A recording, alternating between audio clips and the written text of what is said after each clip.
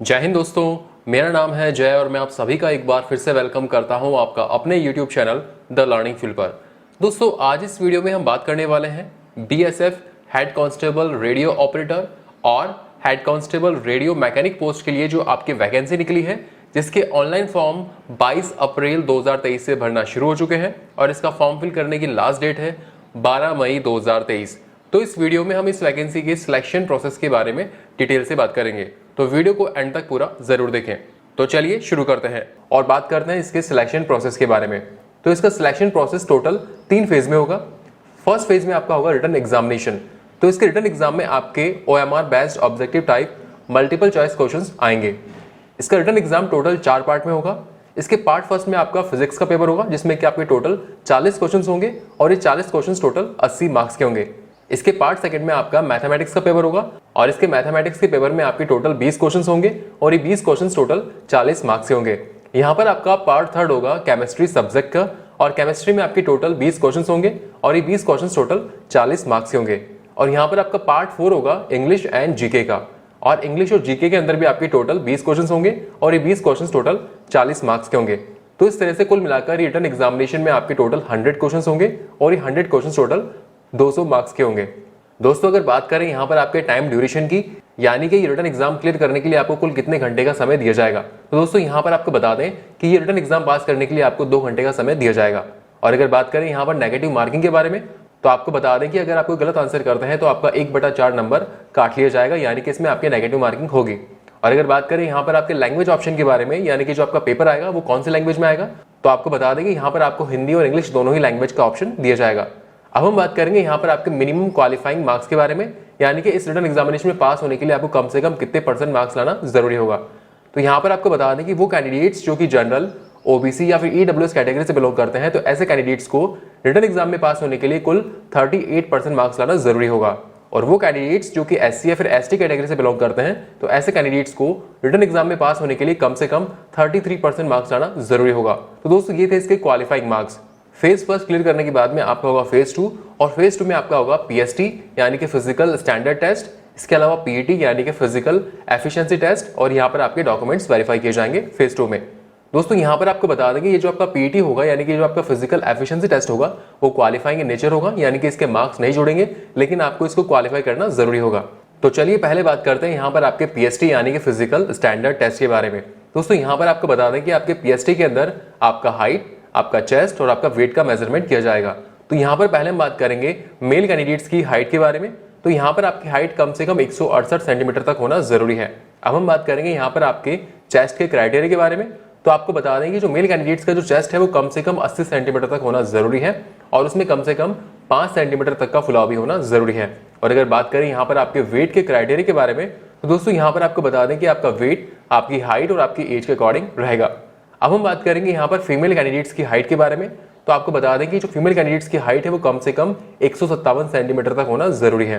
और अगर बात करें फीमेल कैंडिडेट्स के चेस्ट के क्राइटेरिया के बारे में, दोस्तों यहाँ पर आपको बता दें कि फीमेल कैंडिडेट्स का चेस्ट का टेस्ट नहीं लिया जाता है। अब हम बात करेंगे फीमेल कैंडिडेट्स के वेट के क्राइटेरिया के बारे में।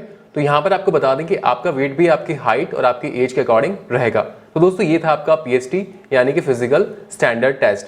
पीएसटी क्लियर करने के बाद में फेज सेकंड में आपका होगा पीईटी यानी कि फिजिकल एफिशिएंसी टेस्ट। दोस्तों, यहाँ पर आपको बता दें कि पीईटी के अंदर आपका रनिंग टेस्ट होगा, इसके अलावा यहाँ पर आपका लॉन्ग जंप और आपका हाई जंप का टेस्ट लिया जाएगा। तो यहाँ पर पहले हम बात करेंगे मेल कैंडिडेट्स के रनिंग के क्राइटेरिया के बारे में। तो मेल कैंडिडेट्स की रनिंग कुल 1.6 किलोमीटर की होगी और इस 1.6 किलोमीटर रनिंग को कंप्लीट करने के लिए आपको 6.5 मिनट का टाइम दिया जाएगा। अब हम बात करेंगे मेल कैंडिडेट्स के लॉन्ग जंप के क्राइटेरिया के बारे में। तो यहाँ पर आपको बता दें कि आपका लॉन्ग जंप होगा कुल 11 फीट का और ये लॉन्ग जंप क्लियर करने के लिए आपको टोटल 3 चांसेस दिए जाएंगे, यानी कि इन 3 चांस में से आपको किसी भी एक चांस में आपको लॉन्ग जंप क्लियर करना होगा। अब हम बात करेंगे मेल कैंडिडेट्स के हाई जंप के क्राइटेरिया के बारे में। तो यहाँ पर आपको बता दें कि आपका हाई जंप टोटल 3.5 फीट का होगा और ये हाई जंप क्लियर करने के लिए भी आपको 3 चांसेस दिए जाएंगे। अब हम बात करेंगे फीमेल कैंडिडेट्स के पीईटी यानी कि फिजिकल एफिशिएंसी टेस्ट के बारे में। तो यहाँ पर पहले हम बात करेंगे आपकी रनिंग के क्राइटेरिया के बारे में। तो जो फीमेल कैंडिडेट्स है, यहाँ पर आपकी रनिंग होगी टोटल 800 मीटर की और ये 800 मीटर रनिंग कंप्लीट करने के लिए आपको टोटल 4 मिनट का टाइम दिया जाएगा। अब हम बात करेंगे फीमेल कैंडिडेट्स के लॉन्ग जंप के क्राइटेरिया के बारे में। तो यहाँ पर आपका लॉन्ग जंप होगा टोटल 9 फीट का और ये 9 फीट का लॉन्ग जंप क्लियर करने के लिए आपको 3 चांसेस दिए जाएंगे। अब हम बात करेंगे फीमेल कैंडिडेट्स के हाई जंप के क्राइटेरिया के बारे में। तो यहाँ पर आपका हाई जंप होगा टोटल 3 फीट का, और ये हाई जंप क्लियर करने के लिए भी आपको 3 चांसेस दिए जाएंगे। तो दोस्तों ये था आपका पीईटी यानी कि फिजिकल एफिशिएंसी टेस्ट। अब हम बात करेंगे यहाँ पर आपके डॉक्यूमेंटेशन के बारे में, यानी कि आपके कौन कौन से डॉक्यूमेंट्स आपके वेरीफाई किए जाएंगे। तो यहाँ पर एक तो आपके एजुकेशनल सर्टिफिकेट्स, इसके अलावा यहाँ पर आपका ITS सर्टिफिकेट, इसके अलावा यहाँ पर जो है आपको अपना एज प्रूफ देना होगा, जिसमें कि आप अपनी 10th क्लास की मार्कशीट या फिर अपना 10th क्लास का सर्टिफिकेट दे सकते हैं। इसके अलावा यहाँ पर वो कैंडिडेट्स जो कि EWS कैटेगरी से बिलोंग करते हैं, तो ऐसे कैंडिडेट्स को यहाँ पर आपका इनकम एंड एसेट सर्टिफिकेट भी साथ में लेकर जाना होगा। और वो कैंडिडेट्स जो कि OBC कैटेगरी से बिलोंग करते हैं, तो यहाँ पर आपको नॉन क्रिमिलेयर और सर्टिफिकेट ऑफ एलिजिबिलिटी सर्टिफिकेट साथ में लेकर जाने होंगे। इसके अलावा वो कैंडिडेट्स जो कि SC या फिर ST कैटेगरी से बिलोंग करते हैं, तो यहाँ पर आपको अपना SC या फिर ST का सर्टिफिकेट साथ में लेकर जाना होगा। दोस्तों यहाँ पर आपको बता दें कि वो कैंडिडेट्स जो कि एक्स सर्विसमैन है, तो यहाँ पर आपको अपनी डिस्चार्ज सर्टिफिकेट की कॉपी भी साथ में लेकर जानी होगी। तो दोस्तों ये वो डॉक्यूमेंट्स थे जो कि आपको साथ में लेकर जाने होंगे। अब हम बात करेंगे यहाँ पर आपके डिक्टेशन टेस्ट के बारे में। तो दोस्तों यहाँ पर आपको बता दें कि वो कैंडिडेट्स जो कि head constable radio operator post के लिए अप्लाई करेंगे, तो ऐसे कैंडिडेट्स को यहाँ पर आपको डिक्टेशन टेस्ट भी देना होगा। तो इस डिक्टेशन टेस्ट में यहाँ पर आपकी एक तो इंग्लिश राइटिंग के अंदर डिक्टेशन टेस्ट लिया जाएगा, जिसमें कि टोटल 100 वर्ड्स होंगे। और ये जो आपका इंग्लिश राइटिंग के अंदर डिक्टेशन टेस्ट होगा, ये कुल 50 मार्क्स का होगा। इसके अलावा यहाँ पर आपका पैराग्राफ रीडिंग का भी टेस्ट लिया जाएगा, जिसके अंदर आपकी प्रोनाउंसिएशन की एबिलिटी और आपकी रीडिंग एबिलिटी चेक की जाएगी। और यहाँ पर आपको बता दें कि ये जो आपका पैराग्राफ रीडिंग टेस्ट होगा, ये क्वालिफाइंग इन नेचर होगा, यानी कि इसके मार्क्स नहीं जुड़ेंगे, लेकिन आपको इसमें क्वालिफाई करना जरूरी होगा।